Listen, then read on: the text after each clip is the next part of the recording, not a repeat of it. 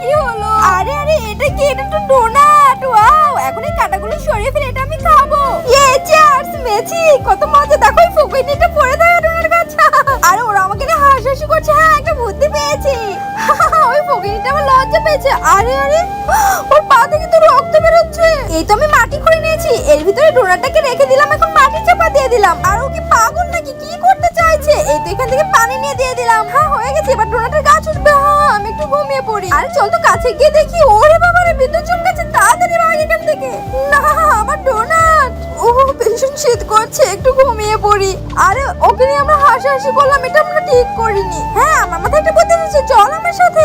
এই তো দোকান থেকে অনেকগুলো ডোনাট নিয়ে এসেছি। এখন রোনালদো ঘুমিয়ে থাকা অবস্থায় ডোনাটগুলো এখানে পুঁতে দিয়ে চলে যেতে হবে। তার আগে তুমি বাংলাদেশ থেকে হলে সাবস্ক্রাইব করো, আর ইন্ডিয়া থেকে হলে লাইক করো। আমি বাংলাদেশ থেকে, তাই সাবস্ক্রাইব করে দিয়েছি। আর কমেন্ট বক্সে তোমার দেশের পতাকা কমেন্ট করো, দেখি কোন দেশের পতাকা বেশি দেখা যায়।